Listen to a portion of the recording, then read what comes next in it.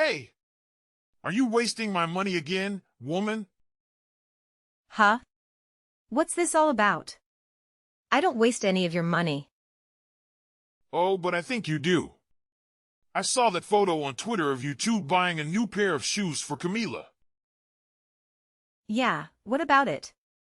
Are you trying to say that that was wasteful? You've got a lot of nerve to be spending like that while I'm working my tail off. Do you know how rough life is over here? Those weren't just regular shoes, either. They were spikes for track and field. She needs them. Middle schoolers don't need track-specific spikes. She will do just fine in a pair of running shoes. Camila is the star on the team. The coach even thinks that she could have a shot at winning state. Winning state? Did you hear him say this? It's the first I've heard of it. We talked about it a couple of months back when you were home. It's because I hardly ever see her. I can't keep track of all the new information I get while I'm back. You wouldn't have to hear so much at a time if you bothered to return home more often. Is all this nagging what I get for working so hard? And on top of that, you want me to drag this ragged old body home? No, I didn't say anything about you forcing yourself to do that. You are a heartless wife to try and increase the burden on your already overworked husband. Do you know how lonely it is living apart from your family like this? You don't have to be alone. We offered to go with you, but you were the one who turned us down. And how many years ago was that?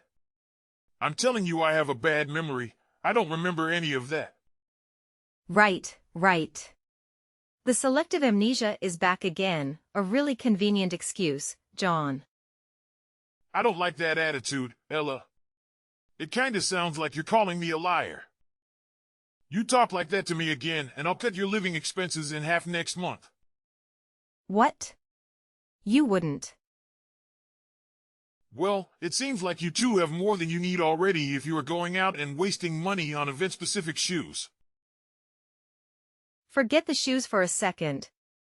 We can't possibly cut our spending in half. In case you's talking ass won't be able to eat with so little. Oh, I think it's just a matter of you two being a little more frugal with my money. It's not possible, John. I'm sure you know just how much you spend even by yourself. You can get pretty far on rice and beans 3 times a day. It's not that hard to live cheap. Your daughter is too active for that. And she's still growing. I will not subject her to such a lifestyle. Then try not running the AC. You can fan yourselves instead. We're in a heat wave. It's been near 100 for days now. What you're suggesting is unreasonable. If you're concerned about the heat, then you can just take cold showers. With that bill cut out, you should easily be able to live out the month quite comfortably. You probably won't even have to resort to the rice and beans diet. If it's so easy, then why don't you try it first and get back to us on how it works out for you? And what, exactly, would that accomplish? It's not about accomplishing anything, it's about being fair. If you do it, then we will as well. My case is different.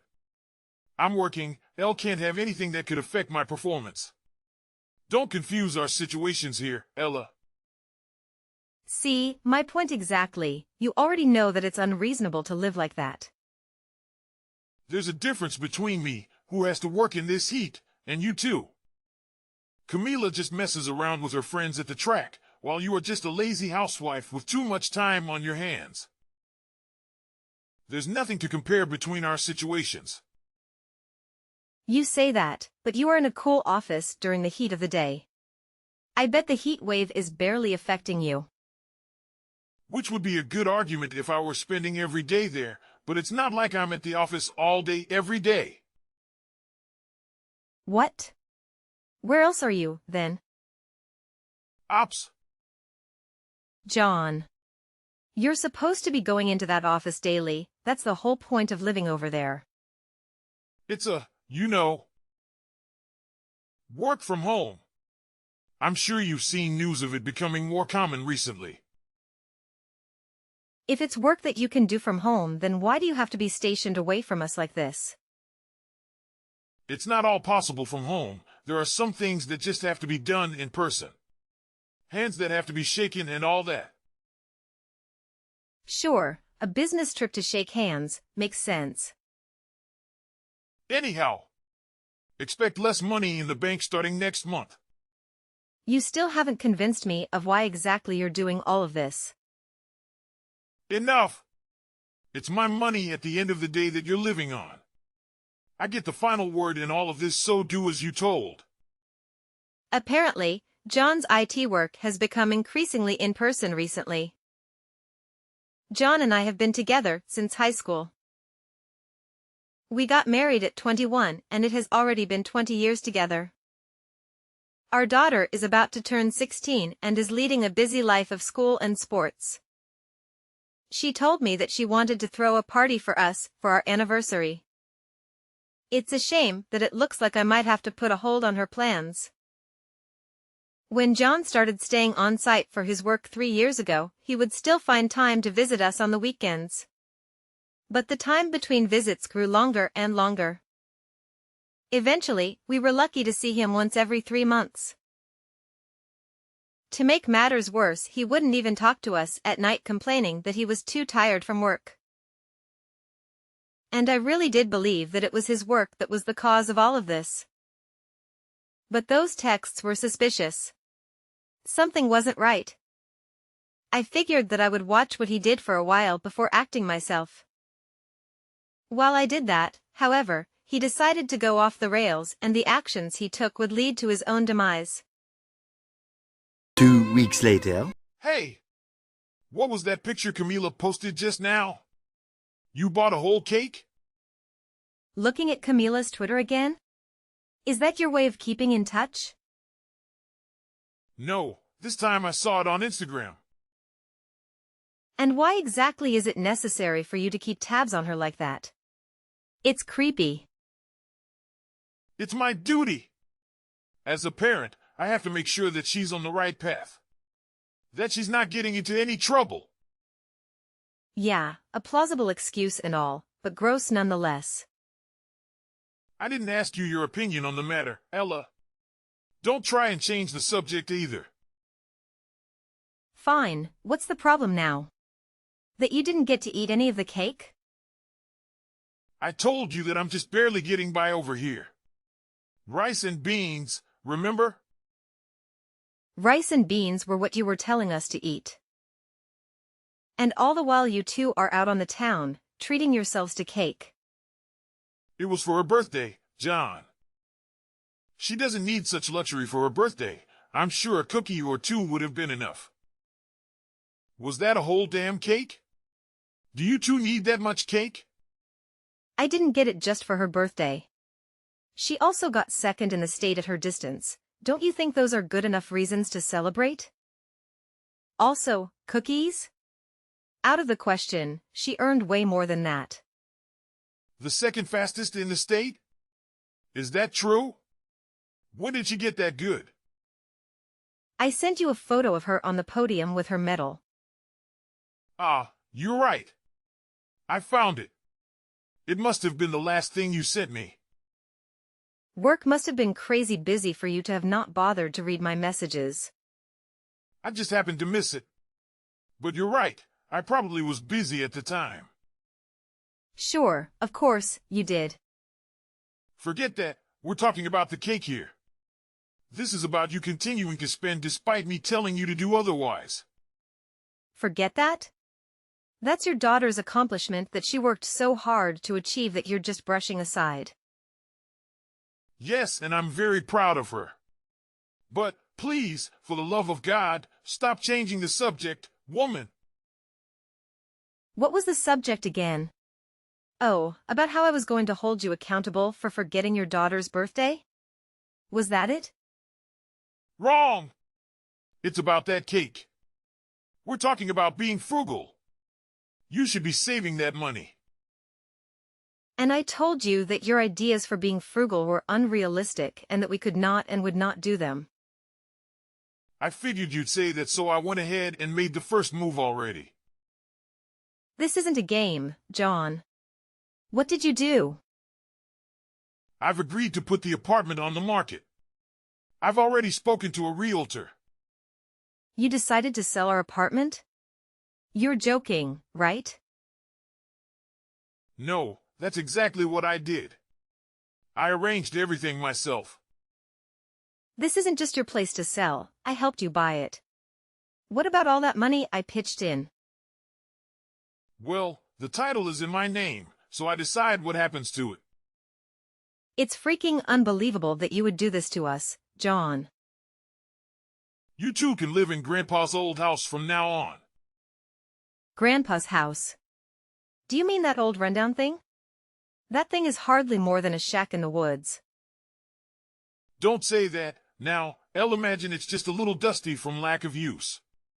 It's a perfectly livable house, otherwise. That thing is like living outdoors. It's got no water heater, no indoor plumbing, and the roof leaks. Even your parents refuse to live there. A little dusty is underselling how bad it is by a lot. It's hardly livable, at best it needs a full renovation. They only refused because it would have been inconvenient at their age. You two are still young, it shouldn't be a problem. It'll be nothing but problems. Well, here's one problem solved for you. When my parents passed, they made sure that ownership of the property was changed to be in my name. I own everything there now. I couldn't care less about who owns the damn place, that's the least of the problems. On and on with the complaints, you are such a hassle to deal with. If I tell you to live there, why can't you just accept that and go live there? It's a simple matter of listening, Ella. Because we can't, John.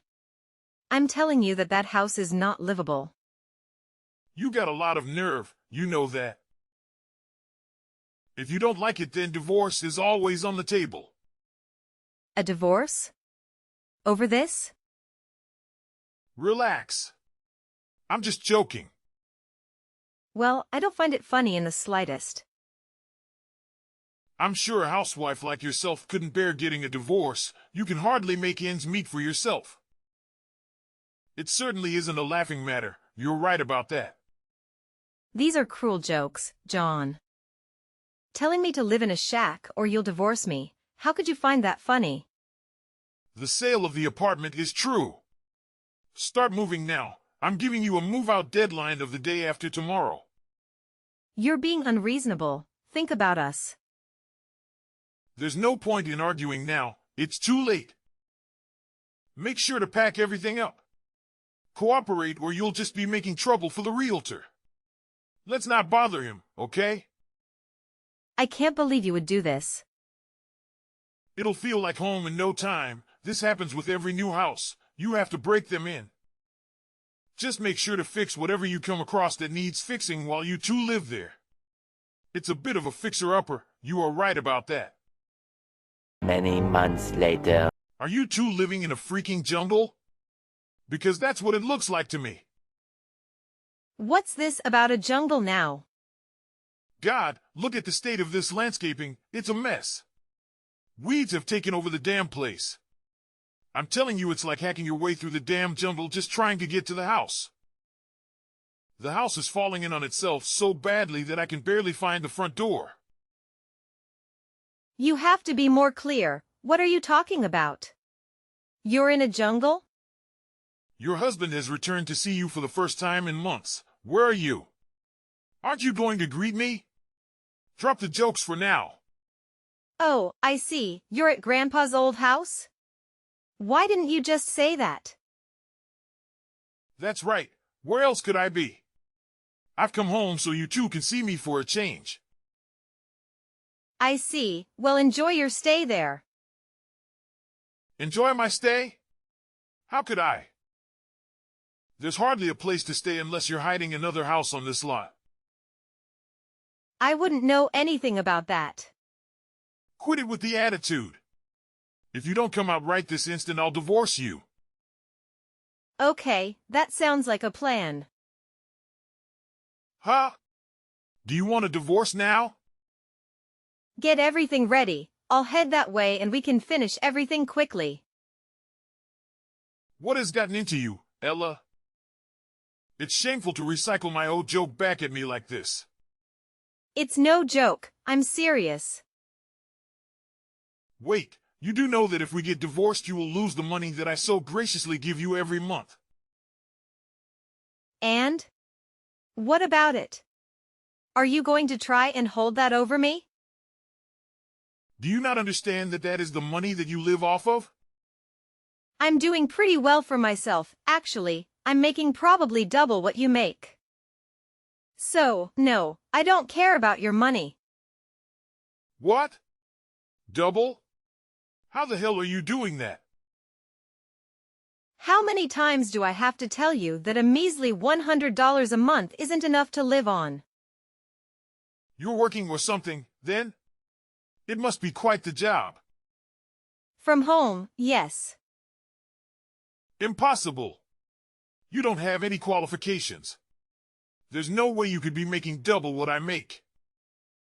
The team paraphernalia that I made for Camila's track team has turned into a full-fledged business. Team what? Where's the money in that?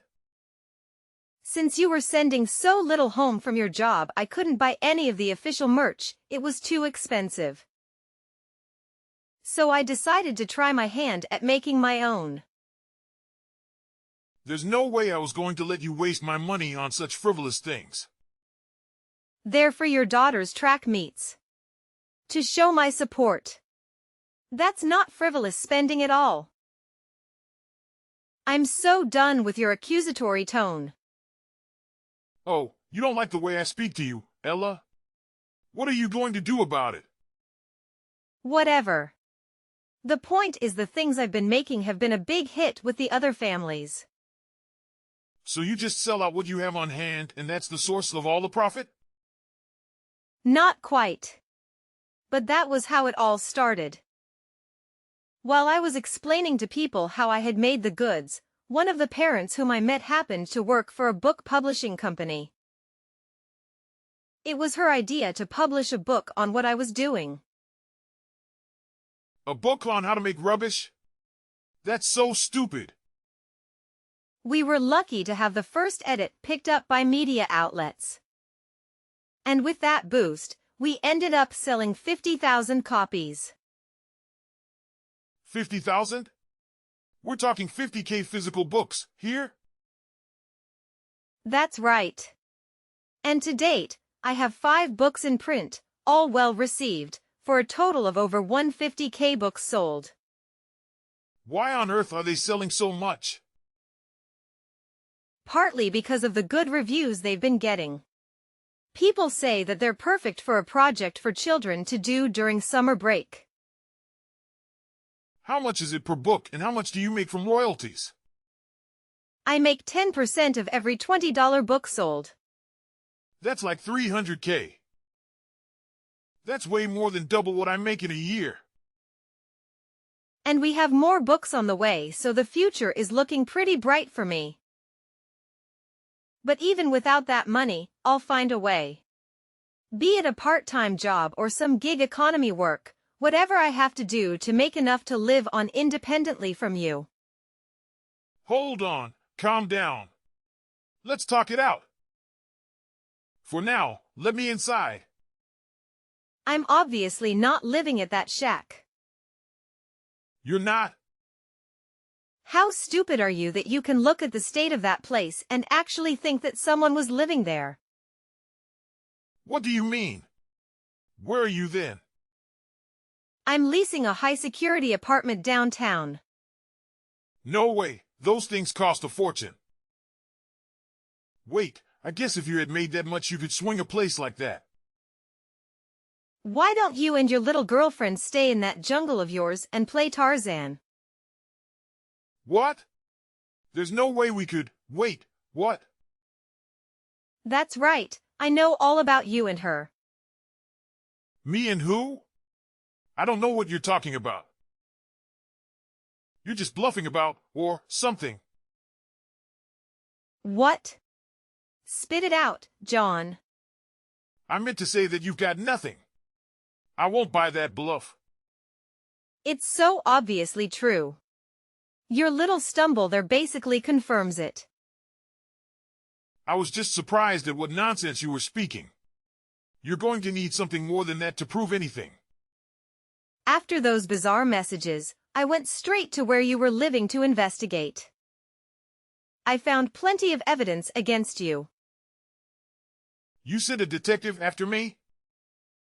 No way, I had Camila tend to the house and did the detective work myself. Detective work? You did? It was a shock to see that the apartment your office owns was unoccupied. You went to the company apartment? I couldn't believe that your shift working there had ended 6 months ago and that you had already returned to your home office. Crap. Crap. I'm sure you had a great time staying at her place playing Newlyweds. It wasn't like that. I can explain.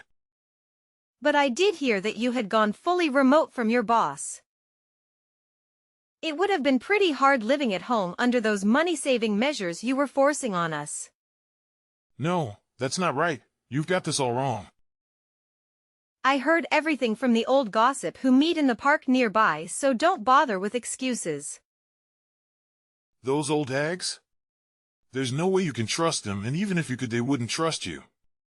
And why's that? You seem awfully sure about that. They don't trust people who don't live in the neighborhood. It even took me a month before I didn't feel like I was having warning shots fired at me every time I took out the trash. You are a complete stranger to them. There's no way they would open up to you. When I told them that I was your actual wife, they lit up and told me all I wanted to know. I guess a juicy story outweighed their suspicion of outsiders. Anyhow, they assumed that the other girl they said you living with was your wife, so they were quite surprised and eager to hear otherwise. Those damn gossips. So there you have it. They all the dirt I needed on you. I'll be taking you to court over the infidelity. And I intend to receive half of your things before it's goodbye. I don't want to divorce you. What's this now? Weren't you the first one to suggest it? That was just a little joke. You forget your daughter's birthday, refuse to provide enough money for us to live on, and what's more, you've been cheating on me for years. I do want to divorce you. In fact, there's no other option but to do that for me. She was just a little mistake I made after getting a little drunk. It only happened a couple of times.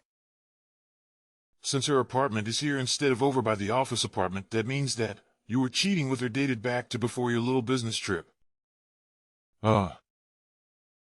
You wouldn't even bother to visit your real family for months at a time, but you were heading to her place weekly, weren't you?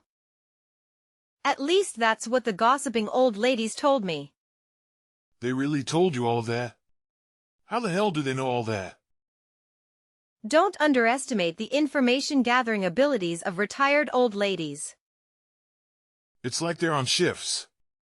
They're gathered there all day, and, while I tried, there weren't any chances to evade them. By the way, I was also with them for a number of days gathering evidence against you. And you didn't even notice me. Damn, I should have known. It all adds up, now. If you're going to hide a tree, you pick a forest. If you want to hide an old lady, you pick a group of old ladies. Yeah, very funny. I'm quite the old lady for being in my 40s. I swear I will milk every penny from you. Hold your horses. We can work things out, face to face. Texts don't tell the whole story. I never want to be face to face with you ever again. I think you've just lost your head in anger. If you just calm down a bit. I think you need to give up and calmly look at your situation. What about Camila in all of this? Isn't it sad that she'll be without a dad after we get divorced? You were a worthless dad anyway. You forgot her birthday and ignored her achievements. She even said that it wouldn't make a difference, she doesn't get to see you anyhow. If she keeps up with track and field, it'll be costly. Are you okay with forcing her to abandon her dreams because you can't support them financially? Did you forget that you make less than me? Damn it. Nothing to say back? No, it's not that. I just realized that you're right. Divorce is for the best. I give up. I'll pay whatever damages I owe you. Good, you're finally speaking some sense. Don't you think you're forgetting something? You fool! Idiot! You haven't worked this out nearly as well as you thought. Don't think I'll be swayed where you're bawling your eyes out later. In case you are talking about the book money, except for the minimum needed for day-to-day costs, everything was put into a bank account under Camila's name. It's been set aside for her future and it won't be subject to being split between us. You did? Did you work that all out yourself? Don't tell me that was what you had just realized. Nice master plan you had there. I figured with half of the book money I could pay everything off. Looks like I already outmaneuvered you, you dummy. In that case, the divorce.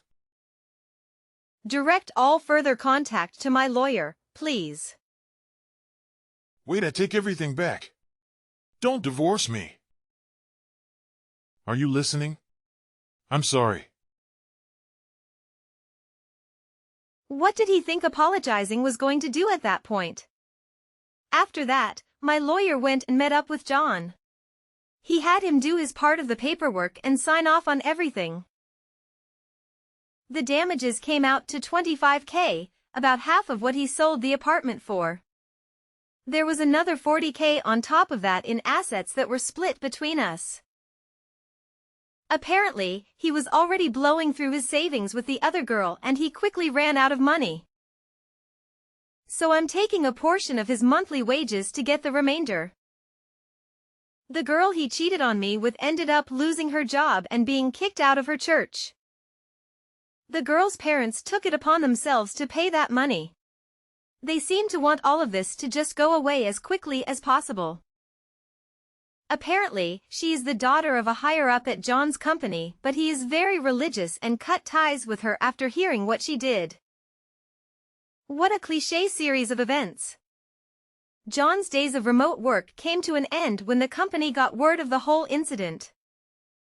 He's apparently miserable now that he has to come into the office again. I also hear that while he wanted to quit that job, he can't do it because of the monthly damages payments. The girl's father is apparently putting him through hell in his day-to-day. Since he's out of money, he's also rumored to have moved into the jungle house. Camila and I are living easily with the success of the book sales. Even today, I'm hard at work on my next book. Well, I'm off to write. I've got a lot to do.